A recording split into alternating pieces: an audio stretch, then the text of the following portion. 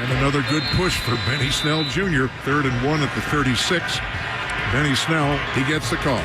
And he's on his way. 30, 25, left side 20, cuts inside a man. 15 down to the 13-yard line. But man, they popped that one. And I just thought that was a great run by Benny. All right, Benny, your first NFL start results in the best ground game for the Steelers. Take me through just leading up the preparation and also just the game. You know, going into the game, we had a few guys hurt, you know, so it's definitely next man up. I felt like during the week I did a good job preparing myself for when my number was called and personnel. So I was ready. You know, I was ready to execute on the run game. Me and the O-line was doing a good job, so we're gonna keep it going. Being that you're from Ohio, you played at Kentucky, did it mean anything more to you? It did. I haven't been home in a minute, so it definitely felt good getting a win. In the stands, I could tell there was a lot of Kentucky fans too. There were like a little bit of blue here and there, so it was exciting.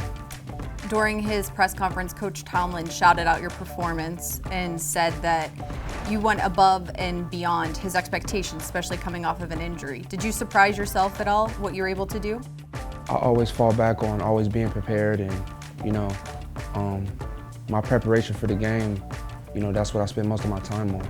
Especially with being injured, I got like an outside perspective of like how the offense looks and stuff, so I made sure I was ready. What is something specific, I guess, you learned in that time from the outsider perspective?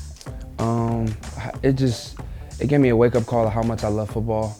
I don't like being away from my teammates, you know. They were out there and I was like shaking, like it was like I was out there in the cold, but nah, I'm glad to be back.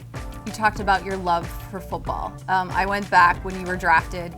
Kevin Colbert mentioned it, Mike Tomlin mentioned it, Eddie Faulkner mentioned it. You keep mentioning it. When did you actually fall in love with football? I could say I fell in love with football around high school. I could say high school. I always played, you know, when I was in Little League, leading up to middle school and things, but high school is when I valued like the team, what it takes to be a team, you know, and that true connection on and off the field. So I would say high school. Was there a game, was there a moment, or was it just kind of all-encompassing, I guess? It was actually a few games. It was what got us in the playoff run. So, you know, it was just close fourth quarter, you know, clutch games where, you know, they gave me the ball and I made it happen. But like, it all started with the line and, you know, defense getting stopped. So I was just thankful for that environment, and, you know, it just got me to where I am today, so. Trying to get to the outside, he can. Snell cuts back at the 5, wisely goes down inbounds to keep that clock running. Welcome back, Benny Snell. I was on the sidelines, and especially towards the end of the game, Coach Tomlin was even going, "That's Benny Snell football, that's Benny Snell football." How much does that mean that they know they can count on you, especially to close out a game like that? It makes me feel good, you know, with them being able to say that. They know it gives me motivation. They know it motivates me to, you know, run harder and, you know, to just keep the chains moving. So that's what I like to do. Coach always talks about young guys. You learn something new about them every time they go out into the stadium and perform. What do you think he learned about you that maybe he didn't know going into the Cincinnati game?